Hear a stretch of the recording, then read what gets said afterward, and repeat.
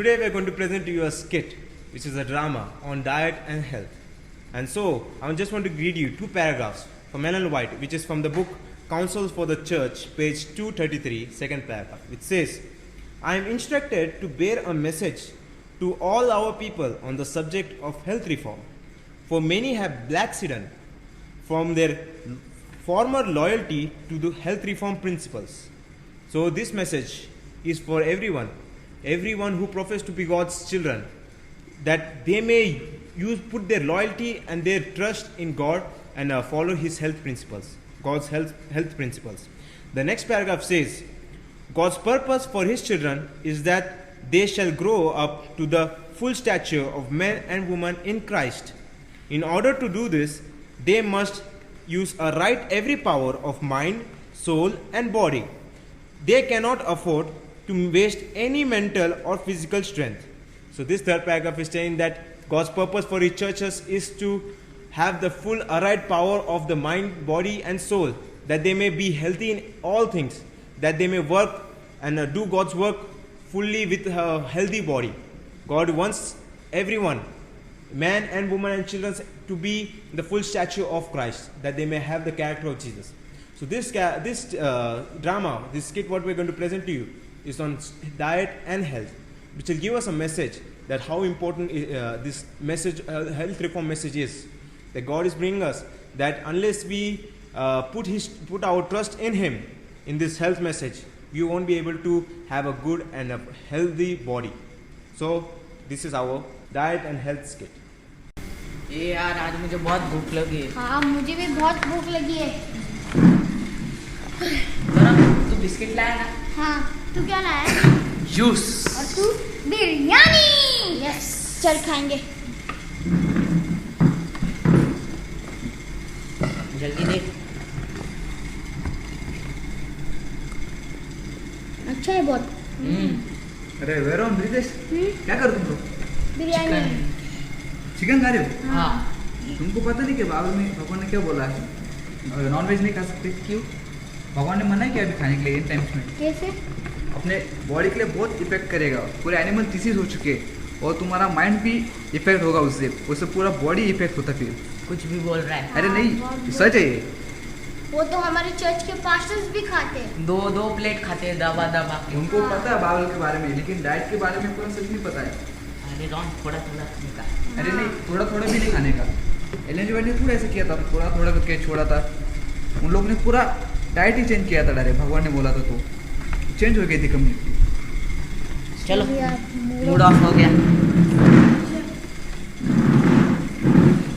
We're going to see something which is from Ellen White's writing, which says, those who have received the instruction in regard of the evils of the use of flesh food, tea and coffee, and rich and unhealthy food preparation, and who are determined to make a covenant with God by sacrifice, will not continue to indulge their appetite for food that they know to be unhealthful. You see, God is telling here that if you want to have a relationship with Him, if you want to be like Jesus, if you want to have the character of Jesus in us, which is His righteousness, then we will cleanse ourselves from our appetite. We will not eat those kinds of food which are not helpful for our body, which will not gain us that strength from our body, mind and soul, which will complete God's work. God is telling here in continuation that God demands that the appetite be cleansed and that self-denial be practiced in regard to those things. Appetite, our lust for our food. It says there, which are not good, the things which are not good, God wants us to be clean from that.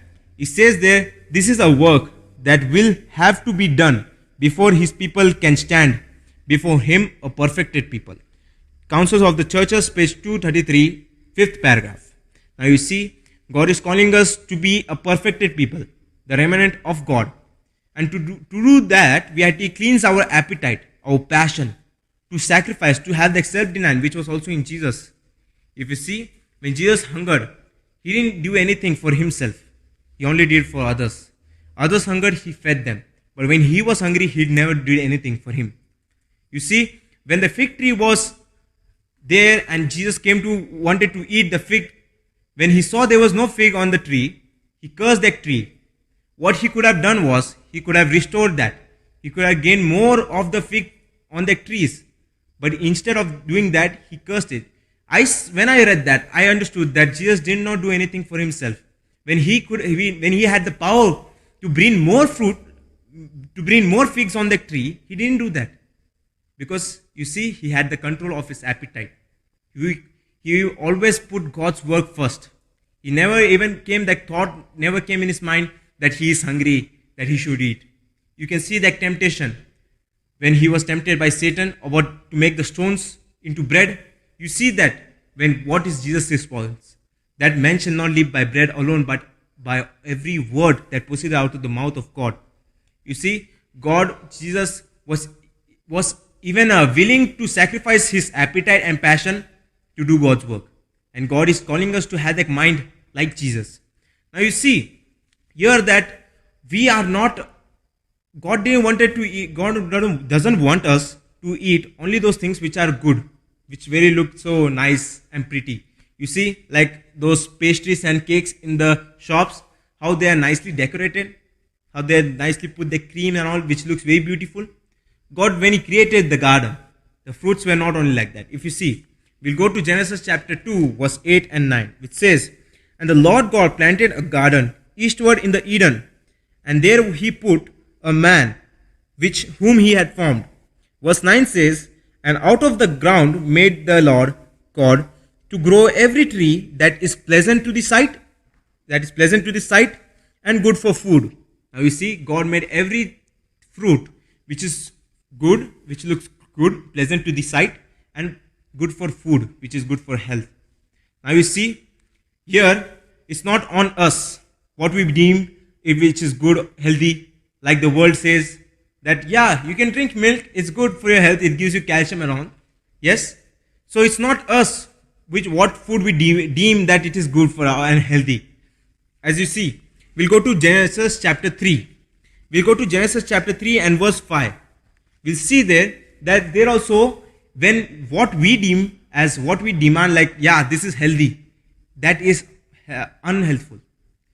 What we think is healthy, that can cause us to hinder God's work. If you see Genesis chapter 3 verse 5, where it says, "For God doeth know that in the day ye eat thereof, then your eyes shall be opened, and ye shall be as gods, knowing good and evil." There in verse 6 it says, "And when the woman Eve saw that the tree was good for food, and it was pleasant to the eye, and the tree was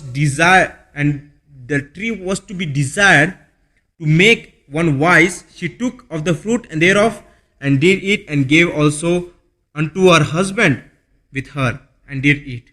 You see here, now the Bible says that what Eve deemed as good, which is pleasant to the sight, when she saw, verse 6 says, when she saw that the fruit was good, it was pleasant to the sight and good for food, she took and she ate. And you know what happened after that. You see, we are comparing that time and this time presently. You see, if you connect the dots, it's similar. You can see Satan as the world and Eve as the church. And you see that Satan is the world telling that, yeah, this is good, you can eat, this is healthy. They only say, no, that milk is good, gives you calcium and all. We say that this McDonald's, this all fast foods are healthy, it's good. They only say, right, the world. So you can compare as serpent, Satan as to the world, Eve as to the church. Now you see, Satan is trying to deceive God's people because he knows once they are hindered from their body, if their body slow down, God's work will be hindered and they won't be accomplish God's work. You see, one person, one man, Jesus, he took the message to the whole world by sacrificing his appetite and passion. So it's not us, but it's God. And we have to do whatever he tells us to do.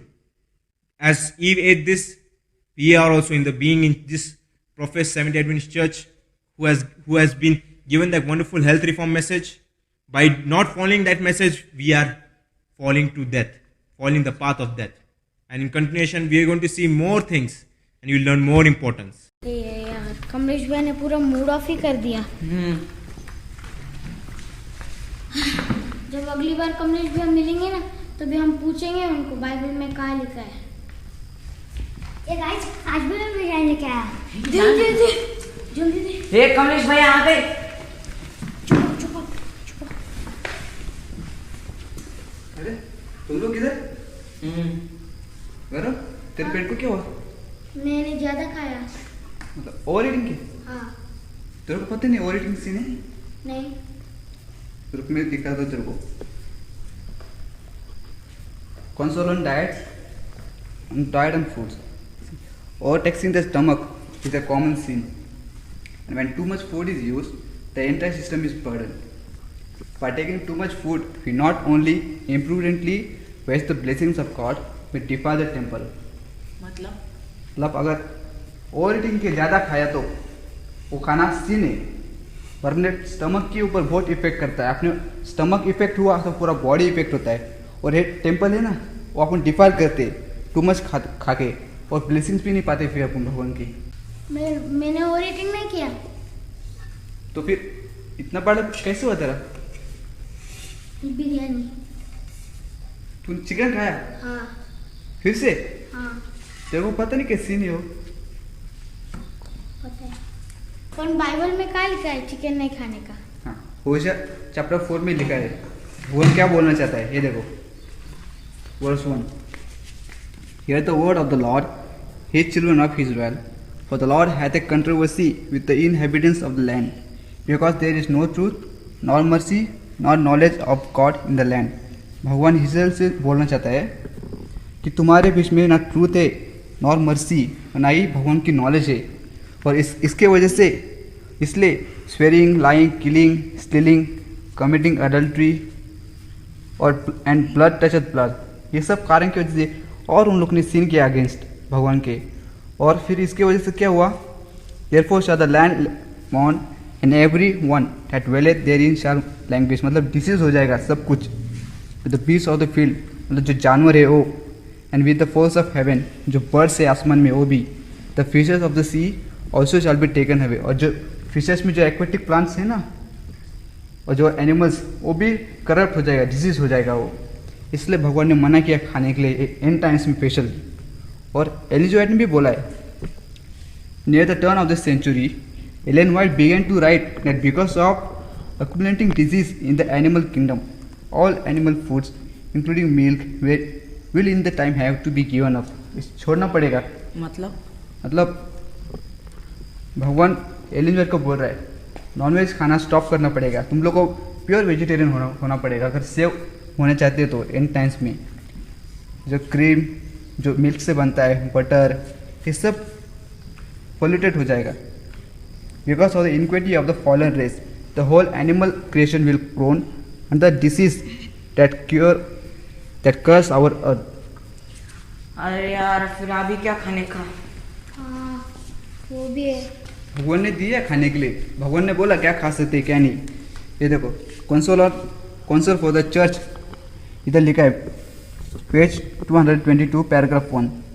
Grains, fruits, nuts and vegetables constitute the diet chosen for us by our creator। भगवान ने ये diet choose किया है। This foods prepare in as simple, मतलब जितना simple बनाएंगे और natural way में, are the most helpful and nourishing, और उतना हेल्पफुल रहेगा। दे इम्पार्ट स्ट्रेंथ, उसमें से अपने को स्ट्रेंथ मिलती है, a power of endurance and a vigour of intellect, मतलब अपना दिमाग भी तेज होता है और बॉडी भी हेल्दी रहती है। That are not afforded by a more complex and stimulating diet. और नॉनवेज खा के, ऐसा कुछ भी खा के वो डाइट अपने को मिलता नहीं है। तुम लोग को पता चला होगा इंडियन डाइट में कितना इम्पोर्टेंट है ये डाइट, वेजिटेरियन बनना। कुछ समझा होगा तुम लोग को क्या क्या खाना चाहिए? हाँ ग्रेन्स, फ्रूट्स, वेजिटेबल्स, नट्स। अच्छा है। So let's read this paragraph, which is from Testimony of the Churches, Volume 7, 135, second paragraph, which says, by precepts and examples, make it plain that the food which God gave Adam in his sinless state is the best for man's use, as he seeks to regain that sinless state. So, if we want to regain that sinless state which Adam had before sinning, then we have to eat that same diet which God gave him when he was in the sinless state. So let's see what was that diet. We'll go to Genesis chapter 1 and verse 29. So here it says in Genesis chapter 1 verse 29, and God said, behold, I have given every herb bearing seed which is upon the face of all the earth, and every tree in which is the fruit of the tree yielding seed. To you it shall be for meat. So you see, the tree which is bearing a fruit, and in that fruit there is a seed. That fruit, that was their meal, that was their meat for eating. I just want to read one paragraph which is in Desire of Ages. Desire of Ages, page 121, 122 rather, 122. It's in a first paragraph. It says, of all the lessons to be learned from our Lord's first great temptation, none is more important than that bearing upon the control of appetite and passion. From all the temptation of Jesus, the most important thing when he is tempted by Satan, the most important thing is that we should have the control of appetite and passion. There it says, in all the ages, temptations appealing to the physical nature had been the most effectual in corrupting and degrading mankind. So Satan usually mostly used the temptation of appetite, passion, their lust for the food, that they may be tempted and that they may come to the lowest point by degrading themselves, becoming far from Lord, our God. And so when Jesus was tempted, he always controlled his appetite and passion. So are we to do. If you see the next paragraph, which is from Council of the Churches, page 233, sixth paragraph, which says, the remnant people must be converted people. The remnant people must be a converted people. The presentation of this message is to result in the conversion and sanctification of the souls. This message. We are to feel the power of the Spirit of God in this movement. This is a wonderful, definite message. It means everything to the receiver.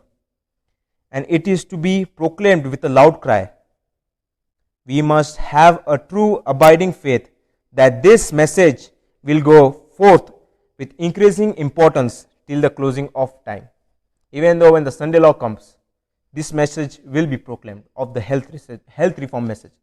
Those people who choose Jesus will have that faith of even sacrificing their life. They will be having that faith to even sacrifice their appetite and passion for Jesus. So when God is calling us to do that, He is not just demanding it simply because He did it first. You see, everything what God is calling us to do, He has done that before us. That's why He is calling us to do. You see, when God created everything, when God, before telling Adam and Eve to keep the Sabbath day, He kept it. He kept the Sabbath day first. Then afterwards He told Adam and Eve to keep the Sabbath. Now here you see, Jesus sacrificed His appetite, passion, everything what He desired. He had that self-denial, and so also He is calling us to do that same thing. And who are willing to be like Jesus will receive His crown in heaven. So just want to note this point, that did you know that this health reform message is a test for you and me? Because God has used many times in the past in the Bible where He is using appetite to see if they will obey His commandments or will they choose their lust for their food, lust for their appetite. So this is a test. God is seeing, God wants His people to sacrifice their appetite, passion for Jesus, same as Jesus did it in the past for us. You see that God is seeing that who are faithful in His kingdom, in this church, that who will be able to sacrifice, who are willing to sacrifice. He will see that if we accept this health reform message, we will choose His way, God's way. But if we choose to deny this message, we are choosing the path of Satan, path of the world. Same, even as the serpent deceived Eve, Satan in the future will deceive God's people if they reject this health reform message. That's why God is calling us to have a clear mind, soul and body, which will be healthy, which God can communicate with this mind. And what we eat depends. One question, can our appetite, can our lust for the food, can we desire food, and that desire of food can break the relationship with God? This is the question. Can it separate us from God? Yes, it can. You have seen, take an example of Esau. He sacrificed the promise, his birthright, for a food, a morsel of food. And you can see that diet, that if we don't sacrifice our appetite, we can lose heaven. And so this message is very important. That's why it says the remnant people, they must be a converted people. If we are not, then we are too late. So see, God is telling us that, calling us to follow this health reform message before Sunday law, so that we may be ready and have that faith to that even die for Jesus. Like that verse says, be faithful unto death, and we are to be faithful unto death. And then you know in God's kingdom that it is worth it to sacrifice all our things for Jesus. It is worth it. You will realize that. So just want to pray a small prayer with you. Heavenly Father, thank you for giving this wonderful health reform message.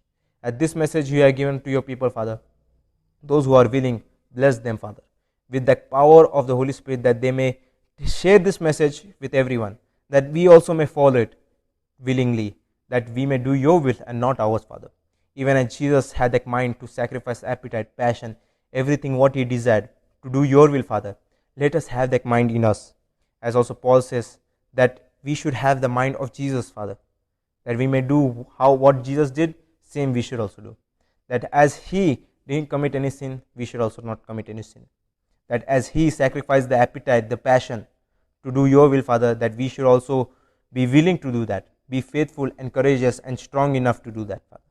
We ask you, Father, we cannot do this alone, Father, but we can do all things in Christ who strengthens us. So please help us as we follow this message. In Jesus' name we pray. Amen. Thank you for watching.